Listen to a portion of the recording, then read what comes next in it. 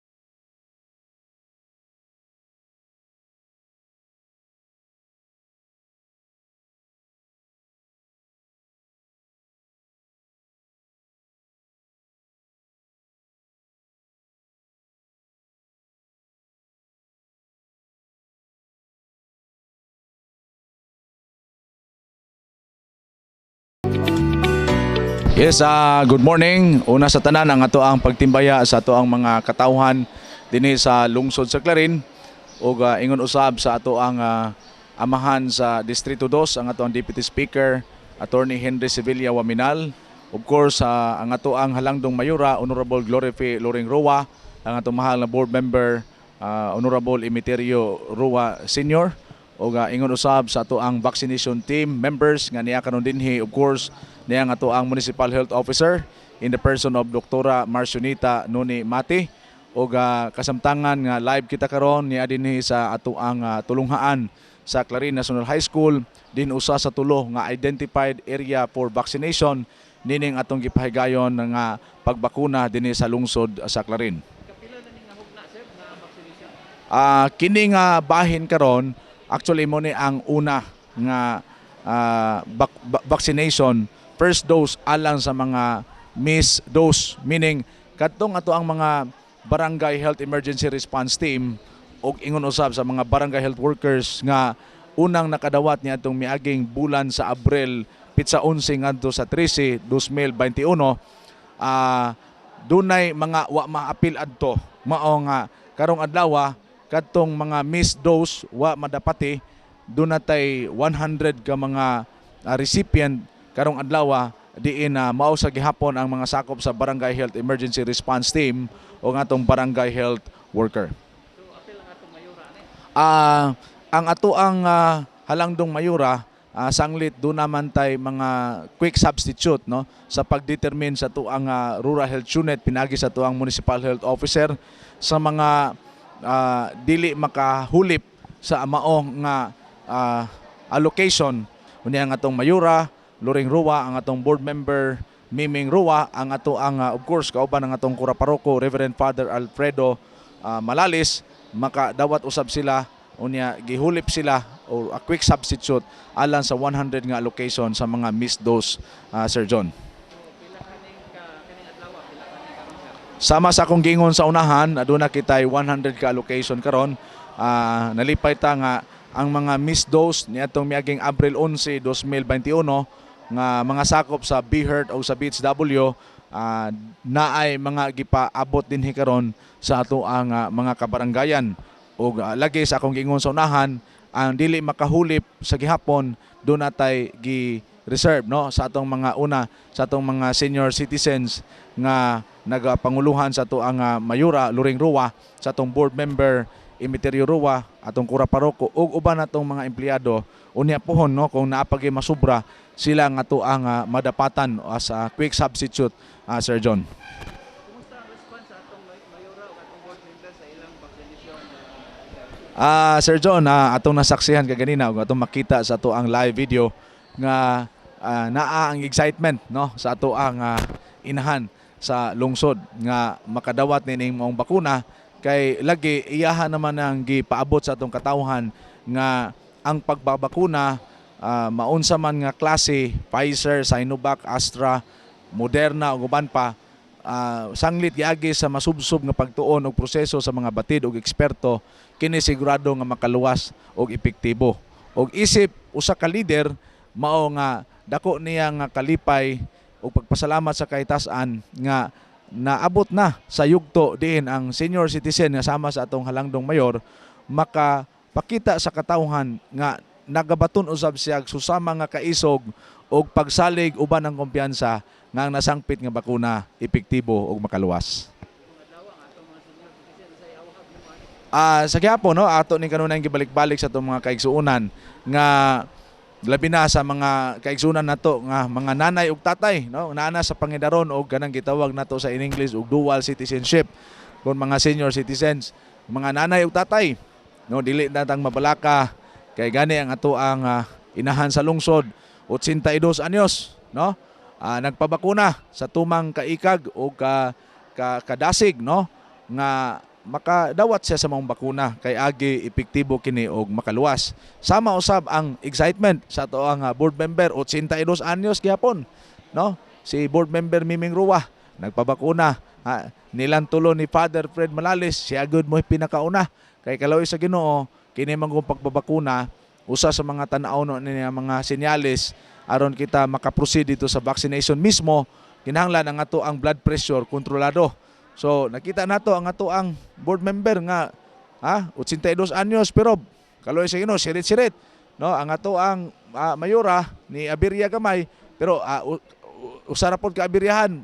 proceed po dayon sa vaccination. Si Father Fred sirit-sirit pod kay athletic man bisan senior citizen. Mao na nga ang atong awhag sa atong mga kaigsuonan ng mga senior citizen sama sa ato ang mga lideres, mihatag po sila kumpiyansa o pagsalig nga kini epektibong makaluwas aron kita mismo nga mga vulnerable matawag nato nga dali bang maigo nining mao nga sakit tungod sa atong pangidaron. Kinahanglan sama sa ato ang leader nga gipakita niya ang iyahang dakong kaisog, dakong kadasig nga mudawat sa maong bakuna aron usab kita nga mga katawhan dinhi sa lungsod sa Clarin, hilabi na sa mga nanay namo og tatay, no, nga kita mooy mismo makapakgang, no, niya nang pagkuyanap sa sakit nga COVID-19.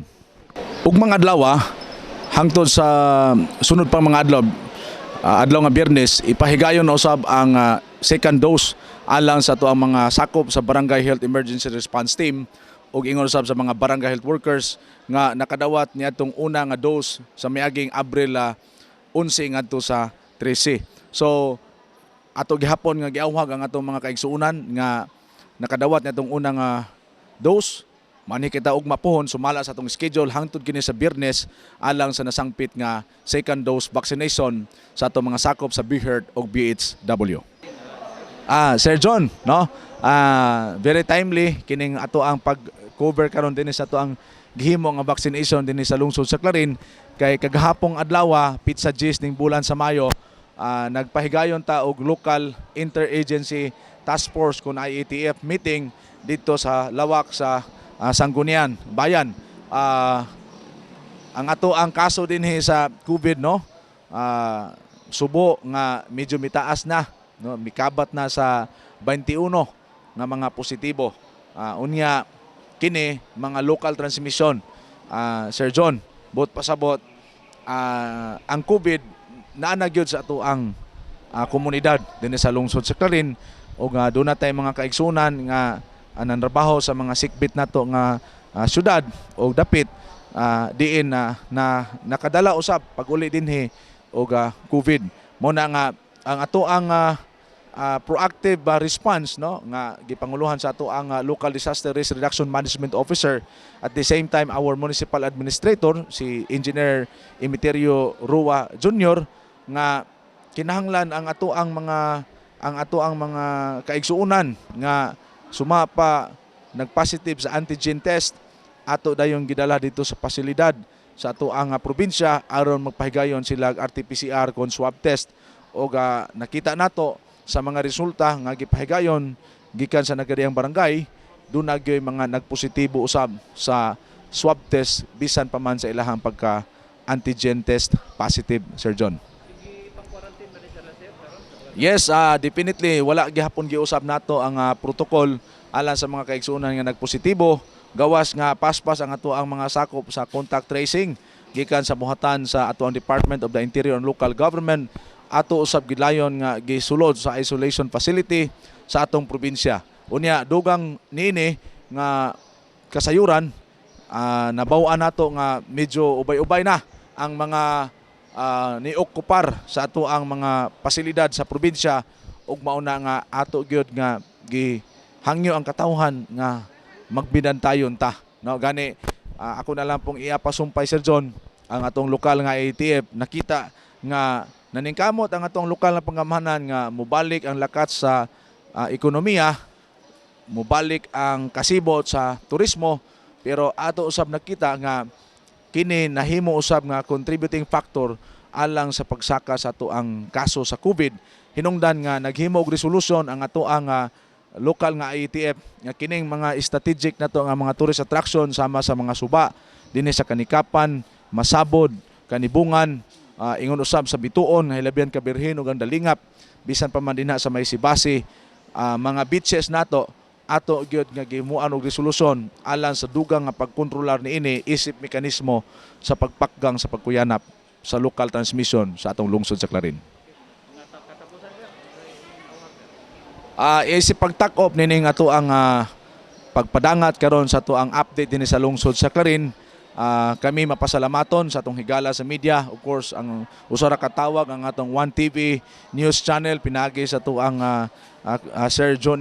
John Tumi uban sa mga kauban sa buhat silang Kuya Disina. Among ipadangat ang pagpasalamat sa ato ang katawhan, no, labi na sa mga relihiyoso o relihiyosa nga mga individual nga nagaampo alang sa mga kalampusan sa atong mga gimbuhaton dinhi sa lungsod sa Clarin, hilabi na sa atong mga lideres. Pagpasalamat usab nato sa ato ang mga sakop sa vaccination team nga grabe pud ang ilang sakripisyo o pagdedikar sa kaugalingon nga sila usab miduyog miunong nato nini mao nga kausa sa mga sakop sa Berhert gikan sa nagkadayang barangay o sa mga barangay health workers. Amo sab nga ituno pagpasalamat pinaagi sa inyo nga mga punong barangay nga mikooperar kita aron ato gyud makabot ang gitinguha nato nga porsyento aron makuha natong gitawag nato herd community o atong mapadayon, no, kining mao nga kausa sa pag-advokasya nga ang nasangpit nga vaccination nga gipahigayon sa ato ang Department of Health dinhi sa atong lokal nga pangamhanan kini epektibo ug makaluwas. Isip inyong tigpamaba dinhi sa lungsod sa Clarin, live gikan sa Clarin National High School school premises. Pagpasalamat usab sa tuang school principal Ricardo Lapis. Ako moingon kaninyo, daghang salamat, may buntag, uswag Clarin.